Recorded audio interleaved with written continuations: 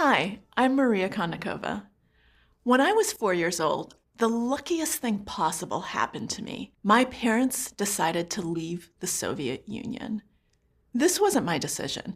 It had nothing to do with my own actions or skill. It was just luck of the draw.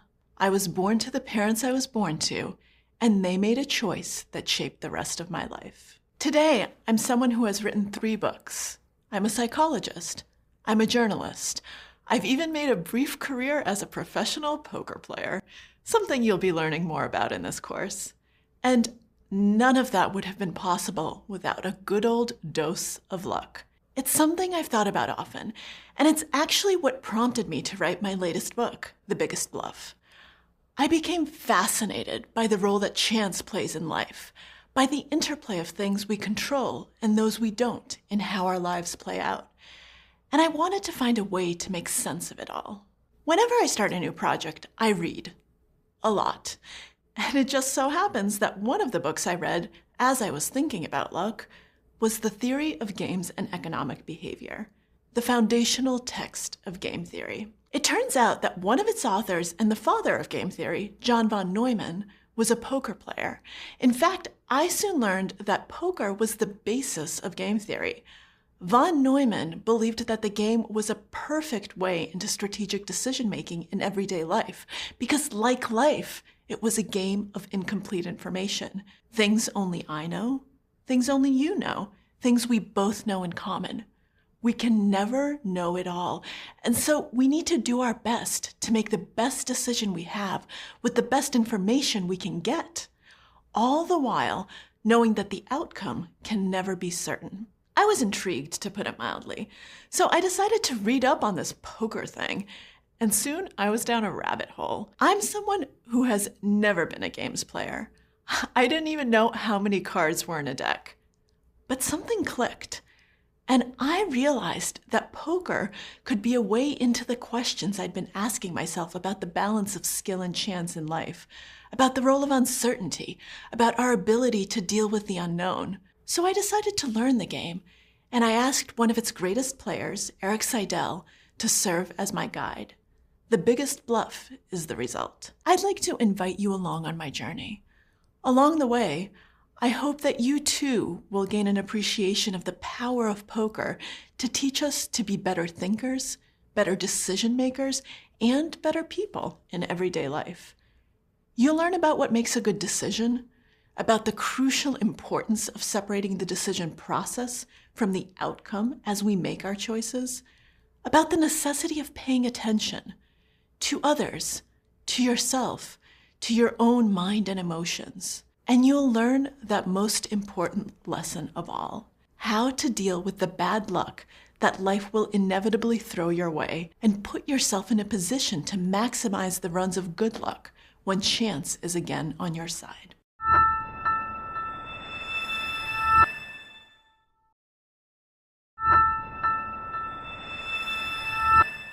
Leading up to the 2016 presidential election, every media source had polls showing Hillary Clinton winning.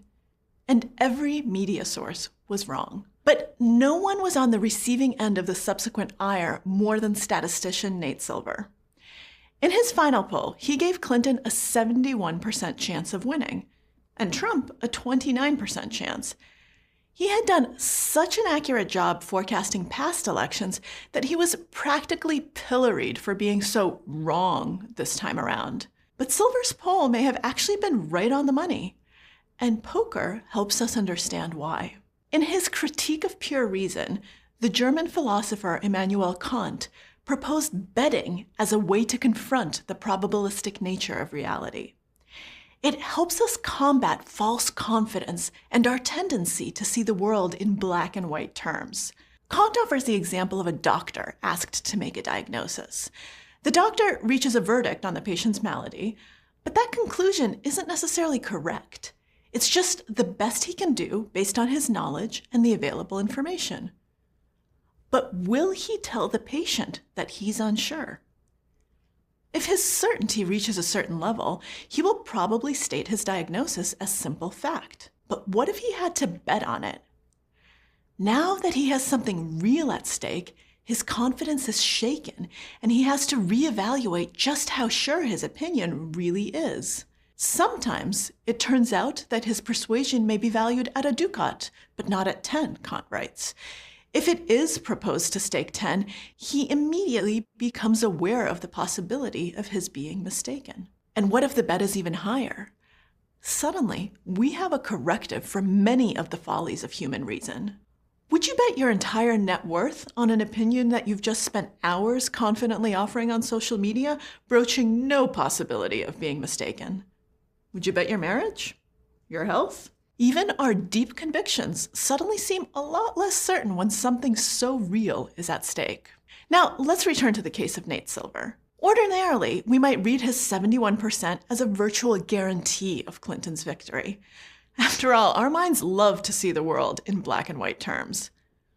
But what if betting were involved?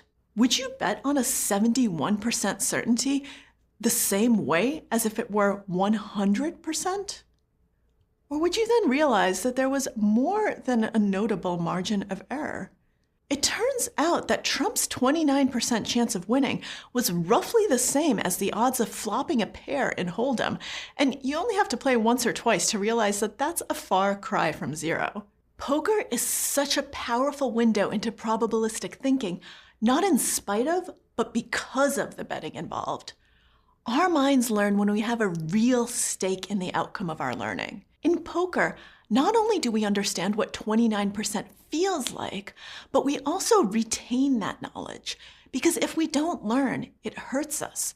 If we keep betting the wrong amount, we will lose all our money. Although it may not be a traditional pathway to learning, poker shows us that betting on uncertainty is one of the best ways to understand it.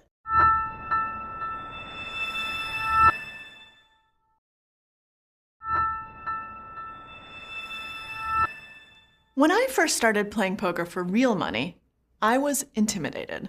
I felt like I was out of my depth with these lifelong pros. And as a result, I tended towards something that's known as playing scared.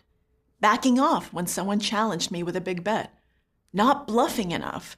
Being more afraid to lose than of making a play that I knew to be right, but was the riskier choice. As you can imagine, that strategy didn't win me too many hands. But I also realized that the overly aggressive players weren't always winning either. So what was I supposed to do? My coach, Eric Seidel, often gives me a simple piece of advice. Pick your spots. It means you have to be a strategist, working to figure out exactly when and how to be aggressive. After all, any idiot can win if they have the best cards. But you only get dealt the best cards every so often. And if you wait for them every time, your chips are sure to run out. So while you shouldn't barrel your way through everything and everyone, you do have to be aggressive against the right people in the right circumstances. In order to do that, you need one of the best decision-making aids you could possibly have: maximum information prior to acting. And a perfect model for gathering and utilizing information actually comes from the Air Force. Fighter pilot John Boyd coined the term OODA to describe a dynamic that he'd learned through his years in combat. To succeed, you need to constantly observe, orient, decide, and act. OODA. And the way to outmaneuver your opponent is to get inside their OODA loop. You have to figure out what they are observing, how they are orienting and deciding, and how they act as a result. Because at the end of the day, the fighting, just like the poker table, comes down to information. For example, if I've gotten inside an opponent's OODA loop and discovered that they tend to bet aggressively with mediocre hands, I don't have to get scared off when they raise. Given my information about their past behavior, I can respond by calling their raise, staying in the hand, and hopefully coming out on top. The idea of picking your spots applies to the real world too. At one point in my poker journey, I received an email from an editor who wanted me to write an article for her magazine. She'd asked me to write for them in the past, but she was always offering too small a sum, and every time I mentioned money, she walked away. This time, I was tempted to not ruffle any feathers and just take the assignment. But then I remembered, you can't play scared. You have to play smart. So I wrote back, "I'm not really doing much freelance work these days. I'm working on my next book." Not a refusal, just something to help me gauge my opponent's reaction and gather more information. A day later, she replied, "What if we paid you more than we've offered in the past?" Old me would have jumped at this proposal, but I kept my cool and played smart, writing back, "I'm not sure that would be enough given the constraints on my time." In effect, I simply stayed in the hand to see what would happen. Finally, her offer came, $3 a word, a rate higher than most writers dream of. Done. I'd won the hand and extracted more value than I ever thought I could from it, and it was all thanks to picking my spots.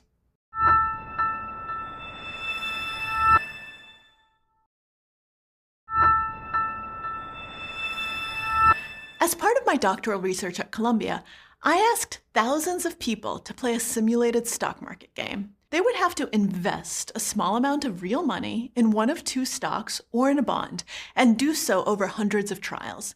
In each round of the game, the two stocks were randomly assigned to be either good or bad. Choose the good stock, and you'd have a good chance of making money. Choose the bad one, and you'd have a good chance of losing money. Here's what I was interested in. What strategy would people follow in their choices? And how quickly would they learn which of the stocks was the winning one? What I found was something completely unexpected. Over and over, people would overestimate the degree of control they had over events. Not only would they decide ahead of time how they were going to divide their investments, but they would decide based on incredibly limited information which stock was good and stick to their guns, even if they started losing money. The more they overestimated their own skill relative to luck, the less they learned from what the environment was trying to tell them, and the worse their decisions became. In other words, their illusion of control over the game is what prevented real control from ever emerging. We see this phenomenon play out in the real world too. Numerous studies show that professional investors have a remarkable ability to ignore statistical information in favor of their own intuition. As a result, most funds underperform the market, and professional investors would often be better served not trading at all. So, why do we tend to think that we're in the know, even when we're not? A basic shortcoming of our neural wiring is that we find statistical probabilities deeply counterintuitive. Instead, we lean too heavily on gut feeling and firsthand experience, a tendency called the description experience gap. For example, if you lived through 9/11, your fear of terrorism will be understandably high, but it will also be vastly overblown. The data reveal that you are actually far more likely to be harmed by a slip and fall in your shower. Even so, we tend to believe what we see, not what the research reveals. You can show people all the charts you want, but that's not going to change their perceptions of risk or their resulting decisions. If your friend knows someone who died in the Twin Towers, it will be very difficult to convince them that their shower poses a far more imminent danger to their well-being. So how can we learn to see the world in a more accurate, more probabilistic light? This brings us back to poker. Used in the right way, firsthand experience can be a powerful ally in helping to understand probability. The experience just can't be a one-off haphazard event. It has to be a systematic learning process, one that takes place over a long stretch of time, over years of playing poker, for example. Armed with an understanding of the description experience gap, a readiness to question our gut feelings, and a willingness to take many different events into account, we can begin to disentangle key information from distracting noise. As a result, we can make quality decisions that are guided rather than distorted by our experience.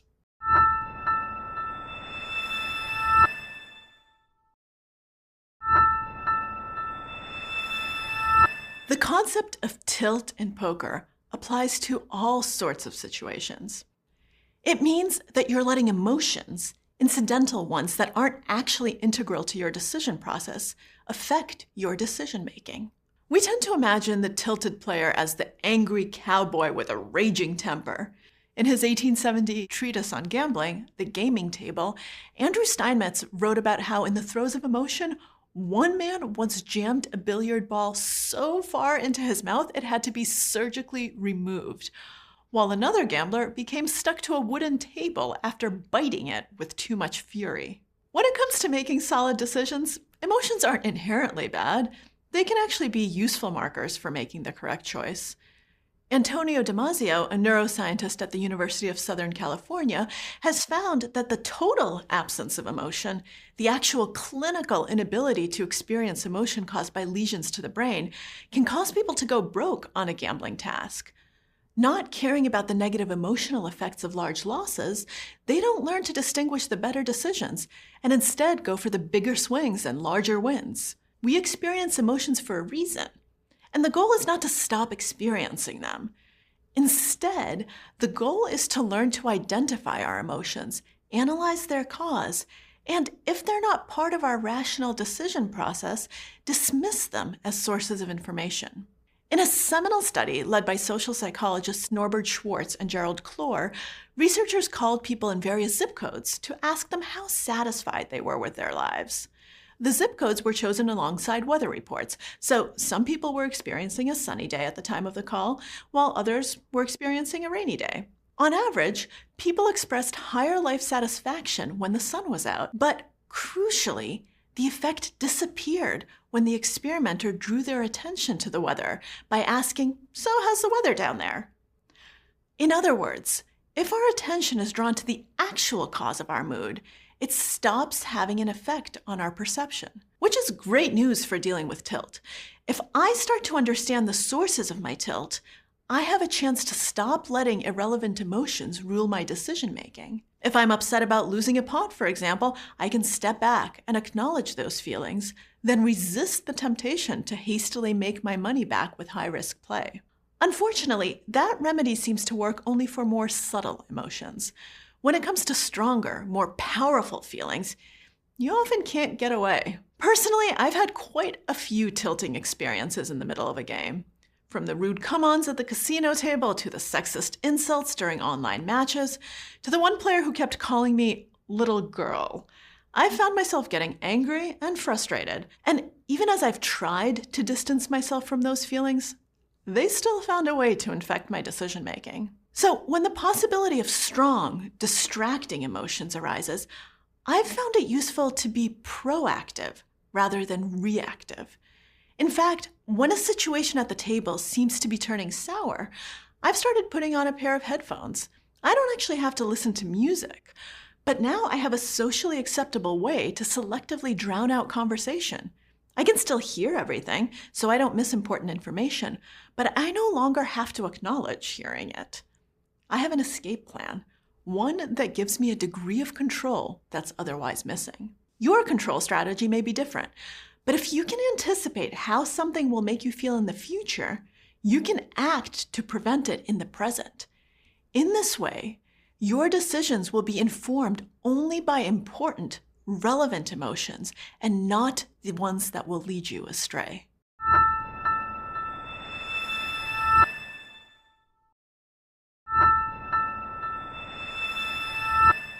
After busting out of a tournament one night in Vegas, I walked over to the Aria, the casino where Eric was about to resume his own competition. I started telling him all about how unlucky I had gotten, but before long, he cut me off. "Do you have a question about how you played the hand?" he asked me. "Well, not really," I said. "Then I don't want to hear it," he responded. Bad beats are a really bad mental habit. You don't want to ever dwell on them. It doesn't help you become a better player. In poker, a bad beat happens when you lose, despite being the overwhelming statistical favorite to win. Most of the time, a bad beat comes down to simple bad luck, which initially I thought was worth venting about. But it turns out that focusing on bad beats is actually a surefire way to generate more bad luck. If you're wallowing in your misfortune, you fail to see the things you could be doing to overcome it. Your play will begin to suffer. Other players will capitalize, and suddenly you've got more bad luck to mope about. This happens in real life too. If you're regularly complaining about your misfortunes and bad luck, people may find it difficult to be around so much negativity. As a result, your social network and all its latent opportunities could begin to dwindle. Similarly, if you're fixating on past personal or professional failures, you may refuse to seize a promising new opportunity, thinking that it could never possibly work out. In this way, you start to generate a debilitating cycle of bad luck that continues into the future. Instead, the key is to forget about bad beats and bring your full focus to the here and now. Eric told me on our first day together that lesson 1 was to pay attention. The more focus you bring to a game, the more you maximize your skill edge before the bad beat can even happen. That way, you minimize the times when you have to leave your fate to the cards. One of the most often cited quotes about luck comes from Louis Pasteur, who said, "Chance favors the prepared mind." What people often forget, though, is that the full statement is actually quite different. Where observation is concerned, chance favors only the prepared mind. We tend to focus on that last part, the prepared mind, but that first part is equally crucial. If you're not observing closely to begin with, no amount of preparation is enough. We see the truth of this statement in a study conducted by psychologist Richard Wiseman. Wiseman asked people who considered themselves lucky or unlucky to look through a newspaper and count the number of photographs. The self-described unlucky took about 2 minutes, whereas the self-described lucky took a few seconds. The task was identical, but the self-identified lucky people were much more likely to notice something the others missed. On page 2, in huge letters, were the words, "Stop counting. There are 43 photographs in this newspaper." Prepared mind or not, in the absence of observation, it matters little. In short, you're not lucky because more good things are actually happening. You're lucky because you're alert to them when they do. By turning our attention away from bad beats and toward good decision-making in the here and now, we're sure to encounter more good luck than ever before.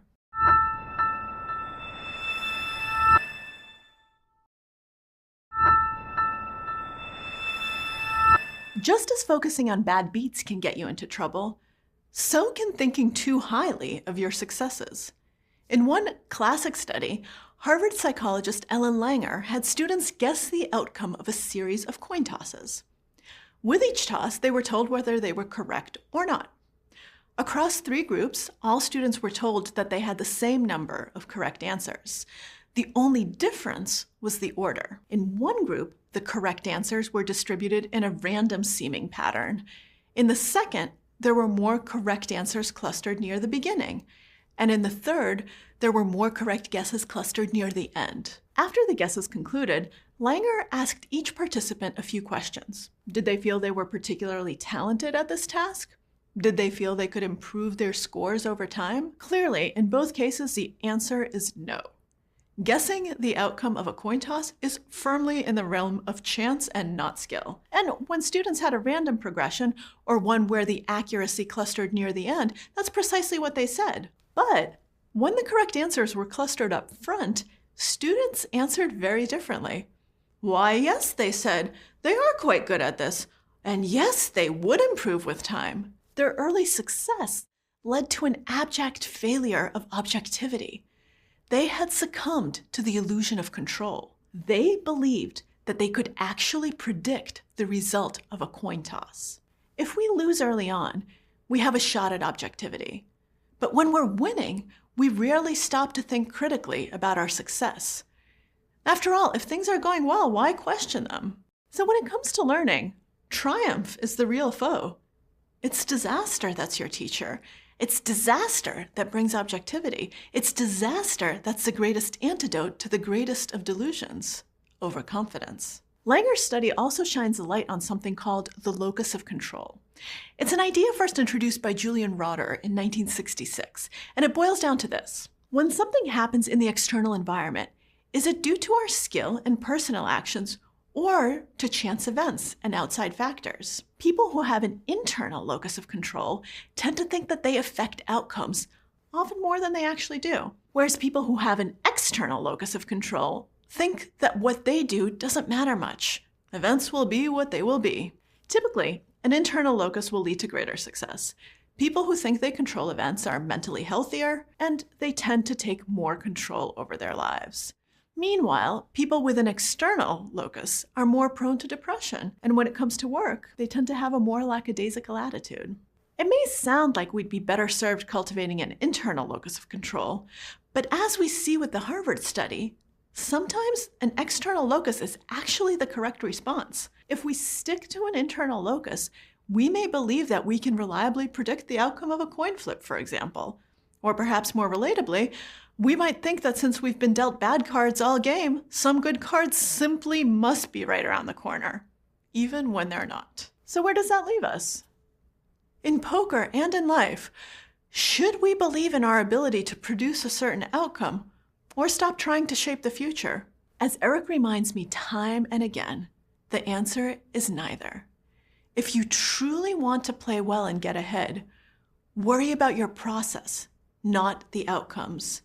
You can't always control the final result, be it triumph or disaster, but you can control the way you think, behave, and make decisions, even while under pressure. So even if you lose a big hand, if your decisions were informed and your strategy was sound, you have every reason to be proud, because sooner or later, a deep focus on process over outcome will take you to new heights.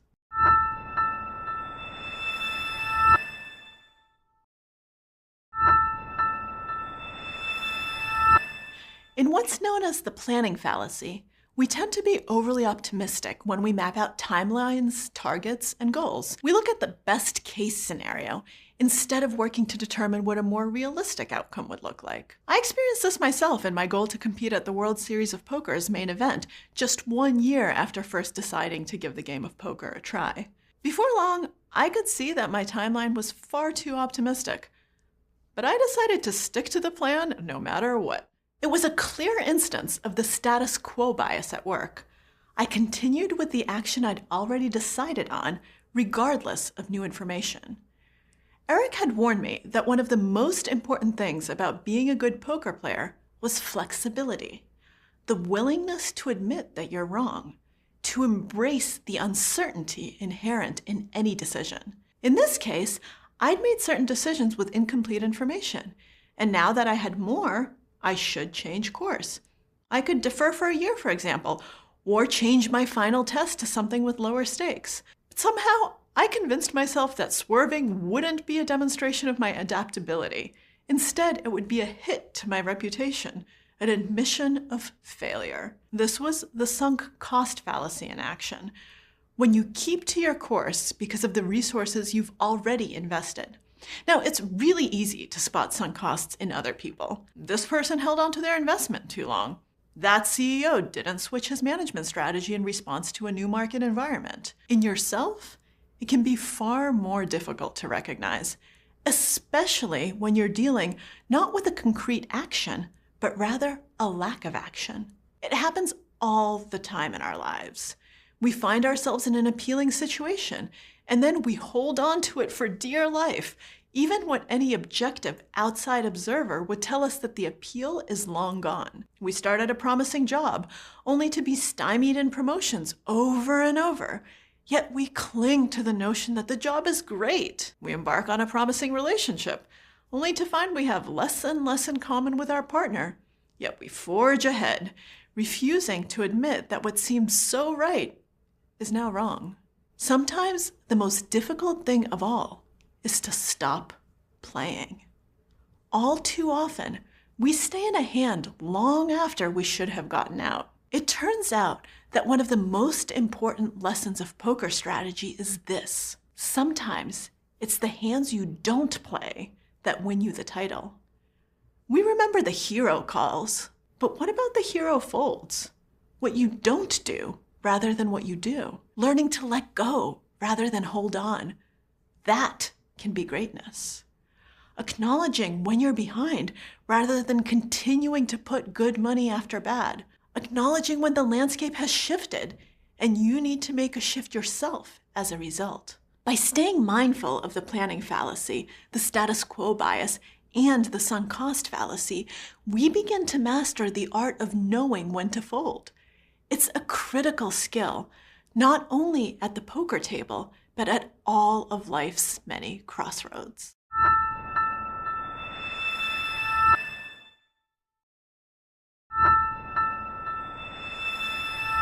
On the second day of a tournament in Monte Carlo, a new player arrived at my table. He was wearing a white ribbed tank top. His biceps were covered in tattoos. They were the size of small mountains. His head was shaved. I thought, I've seen this type before. I won't let him push me around, that aggressive maniac.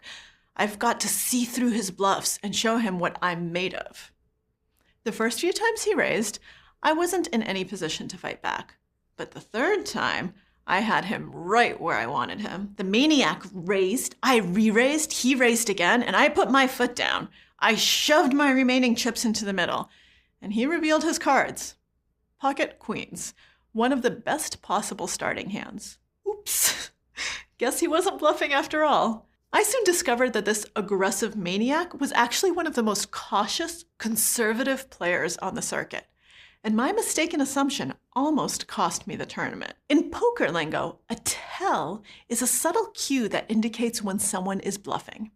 And while a Sherlock Holmes-like ability to read tells makes for compelling movie scenes, it's an exceptionally rare skill in real life. In fact, the psychologist Paul Ekman has found that the vast majority of people don't fare any better than chance at deciding whether someone is lying or telling the truth. And even with significant training, people are unlikely to spot a practiced deceiver. So if you try to stare someone down to figuring out if they are for real, you're in for a disappointment. In my case, I wasn't using tells. I was using my implicit biases. I see a shaved head and tattoos and I think aggression. I was acting based on stereotypes and incomplete knowledge, all while imagining that I had a good read on someone I had no business reading to begin with. It turns out that we form impressions about someone from the first moment we see them. In as little as 34 milliseconds, less than the time it takes to blink, we have already formed judgments on things like trustworthiness and aggression. The process is subconscious, processed by our visual system rather than the part of our brain responsible for logical assessment. Psychologist Nalini Ambati called these fleeting perceptions thin slice judgments. They're quick, they're based on little, and they're frequently mistaken. They're governed by things like facial structures and expressions, as well as our own past experiences, which often have no bearing on the current situation. We decide that a person is aggressive because they have tattooed biceps like someone who bullied us in the past. But we don't actually have any real knowledge of this new person. These thin slice judgments are particularly faulty when it comes to reading poker faces. In a study that looked at the trustworthiness of poker players' facial expressions, competitors were found to overthink their decisions and make more betting mistakes when their opponent's face corresponded to our intuitive view of what trustworthy features look like. Not only was the tell off, it made people play worse as a result. So, what can we do to improve the accuracy of our judgments? The first step is to recognize the influence of our subconscious assumptions. The moment someone new sits down at the table, I'm already predicting how she will play and adjusting my own moves accordingly. I don't do this on purpose, it just happens. But if I notice it, I can catch myself and change course if need be. Our capacity and willingness to learn can also make a big difference. If I actively strive to learn more about a player by watching their behavior over time, my judgments about them will gradually become more accurate. By relying more on concrete information rather than first impressions, both our judgments and our decisions will make us more likely to win the pot.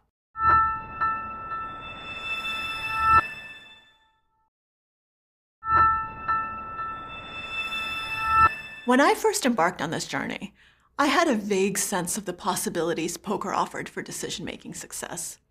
It was the basis of game theory, after all. But I didn't realize quite how rich a life metaphor it would end up being. I spent 3 years in the game. I went from a novice who didn't know poker from blackjack to someone with a major international title under her belt, hundreds of thousands in earnings, and so much more practical insight into life away from the poker table than I ever thought possible. Sure, I did indeed learn what I suspected I would, the ability to think probabilistically, to make quality decisions based on incomplete information, to calibrate my opinions and actions based on actual knowledge and information rather than gut feeling or sheer bravado.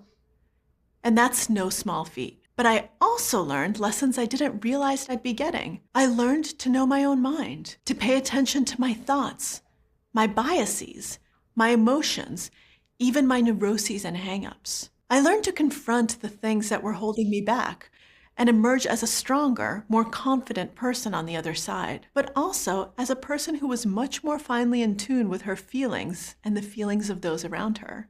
It's ironic that a game that seems as zero-sum as poker has made me a more empathetic human and a better listener.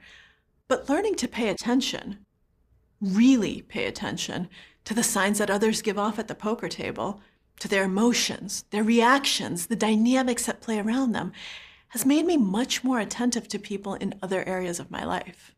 Perhaps most important of all, and something that seems increasingly important with each passing day, is a rare gift that I don't think would have been possible without poker. The gift of letting go of outcome, letting go of certainty, and becoming comfortable in the world of the unknown. Because that's the world we live in, a world where there's never 100% guarantee, where we never have all the information, where chance looms large, and where we have to strive to do and be our best all the same. Thank you for coming along this journey with me. I hope it's given you a taste of this beautiful game and the power it has to open our minds to be their best in this beautiful, messy, complicated world of ours.